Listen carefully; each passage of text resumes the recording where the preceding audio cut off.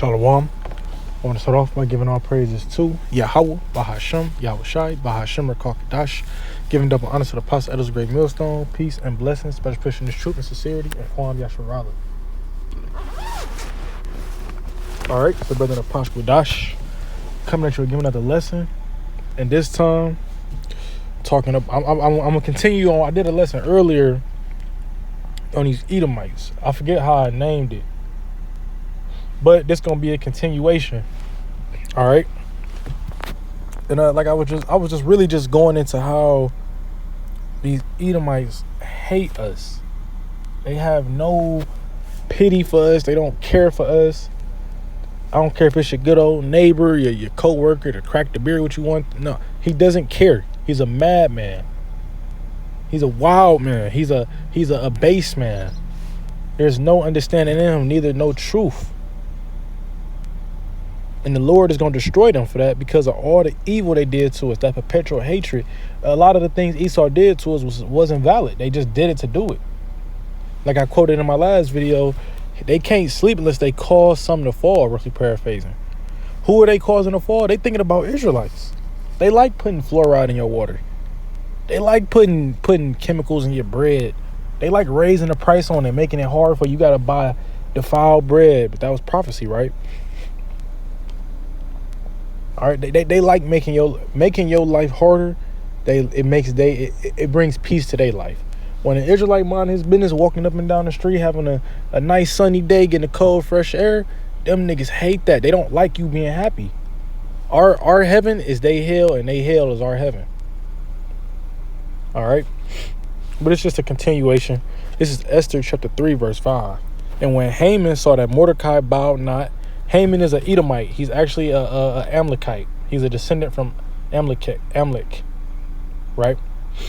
And Mordecai bowed not. If you know a little history on the book of Esther, it's about Esther and Mordecai. You know, Mordecai's Israelite. He's the uncle of Esther. He raised her like his own, and so forth, so on. Esther get married to the king. Mordecai's kind of like playing his hand with it. His niece then got married to the king. She's the fairest woman of 127 provinces. So he kind of working behind the scenes trying to help Israel out. But Haman, he trying to destroy Israel by the king's power because, he's a high-ranking man. And I'm going to read it back and say Esther chapter 3, verse 5. And when Haman saw Mordecai bow not, because he didn't bow to the king, it say, nor did him reverence, or he didn't bow to him, I think. It said, nor did him reverence, then Haman full of wrath. So instantly, this is how we know this is an Edomite. Somebody didn't bow to him, he instantly, he was basically just wanting to kill Mordecai at that point. Instantly. And then verse 6, it say, full of wrath, full of anger, right? Verse 6, it say, and he thought scorn to lay hands on Mordecai alone. For they, let's look up the word scorn. Contempt, a feeling or expression of contempt or disdain for someone or something. So he had a strong disliking, a strong distaste for Mordecai. And he said to lay hands on him. He wanted to hurt Mordecai. It wasn't just, no, I don't like that. No, I don't like that nigga and I want to hurt him. That was how Haman was thinking. Haman is an Edomite. Remember, Mordecai is an Israelite. It says, for they had shewed him the people of Mordecai, wherefore Haman sought to destroy all the Jews that were throughout the whole kingdom of Ahasuerus, even the people of Mordecai. Who are the people of Mordecai? The Israelites, the Hebrew Israelites. The Hebrews, the Israelites. So Haman wanted to destroy all the Jakes in the land, throughout the whole land, which was 127 provinces. All because of what? Because Mordecai didn't bow to him. So now it turned into from him wanting to put his hands on Mordecai to him destroying him and his whole people. This is how Edomites feel about you to this day. That's why you'll see. And it's the crazy thing about it. Mordecai was a righteous man, so to speak. He was a righteous man. He didn't do nothing wrong. I'm not bound to no Edomite if I was Mordecai. Nigga, my niece is the queen. I'm not bowing to you. He did nothing wrong. And he did nothing for him to feel that way. You mean to tell me if somebody don't bow to you, you want to kill him and his whole family? I'm talking about in today terms. I ain't talking about when we ruling either. I'm talking about in today terms. So if somebody don't shake your hand, you gonna want to go kill them and their whole family? That's some Edomite shit. That's shedding innocent blood. Because what did they do to you? What did Mordecai do to him? Nothing. This is just that perpetual hatred that they have for Jake.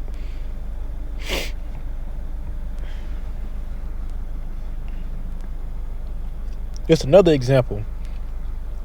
Numbers chapter 20, verse 14. And it say, it say, this is back when Moses was walking through the wilderness with the Israelites, right? Walking to the promised land, which took 40 years, right? It say, and Moses sent messengers from Kadesh unto the king of Edom. Thus saith thy brother Israel, thou knowest all the travail that have befallen us. So they know they came out of Egypt. Everybody knew around this time what happened to the Israelites, because the Lord basically destroyed Egypt. He didn't destroy it, but he definitely brought it down low. Basically destroyed it, because it was never the same. Everybody know about the great plagues that fell on Egypt. Everybody know about the parting of the Red Sea. So the Edomites heard about this. The king of Edom definitely heard about this. Verse 15 say, how our fathers went down into Egypt, and we have dwelt in Egypt a long time, and the Egyptians vexed us, and our fathers put them in captivity, made them serve a rigorous slavery, right? Verse 16, and when we cried unto the Lord, he heard our voice, and sent an angel, and have brought us forth out of Egypt. And behold, we are in Kadesh, a city in the uttermost of thy border. If I'm not mistaken, utmost means west. You can look it up real quick. Greatest, furthest, most extreme, so the farthest point. Right, so basically I'm gonna keep going. Matter of fact, I'm just gonna explain it. Verse 17, let us pass, I pray thee, through thy country.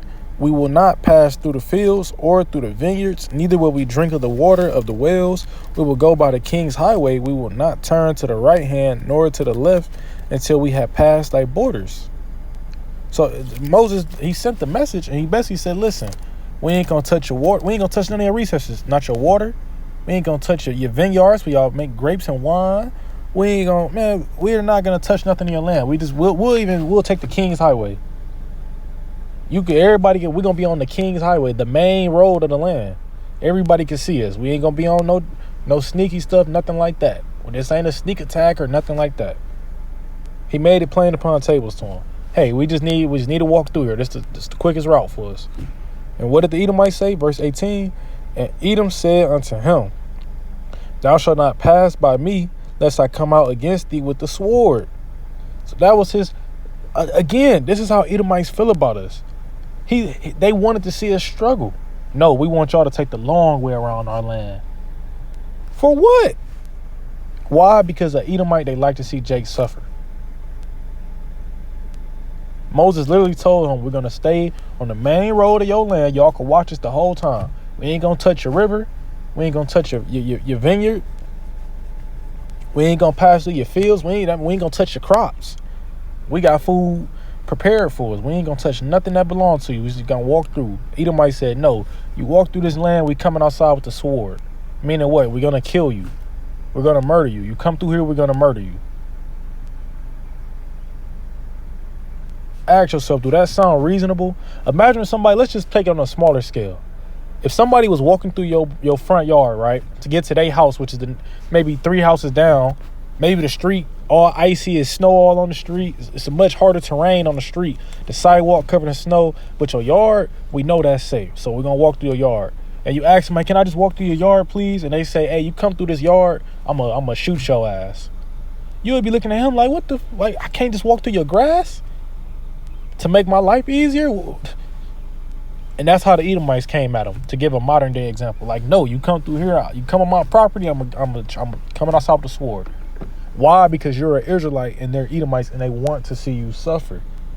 He had no reasoning behind that. He just wanted to see them suffer. That's it. Show me one example in the scriptures of an Edomite being good, nice, considerate, showing pity on an Israelite. Everything they do is to destroy us And if they can't destroy us, it's to make our life harder.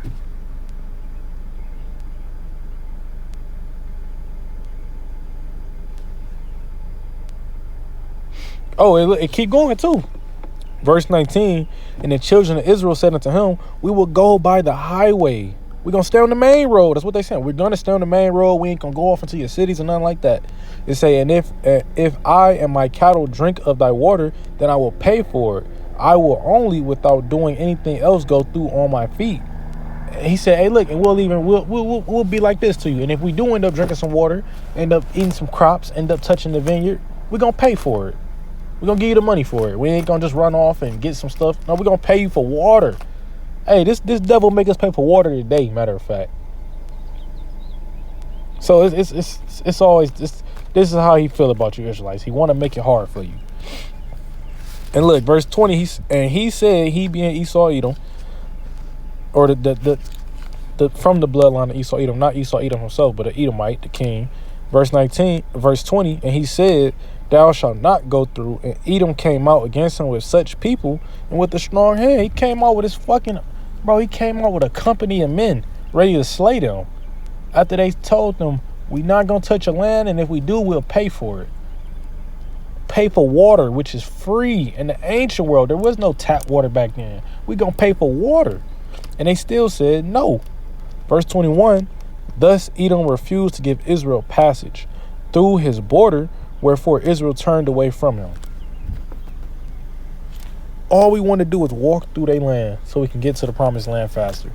Edomite said, no, take the long way. You come through here, we coming with the sword. He going to use his blessing. When we asked again, he said he came outside with a company of men, strong men, and he basically was ready, like, man, y'all got 10 seconds to get off my property, or we just going to wipe y'all out.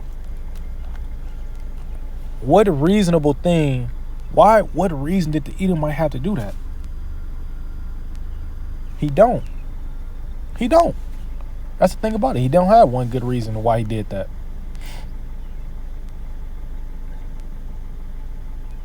All right, so that's just another video, just explaining to you that these devils, they're not your friend.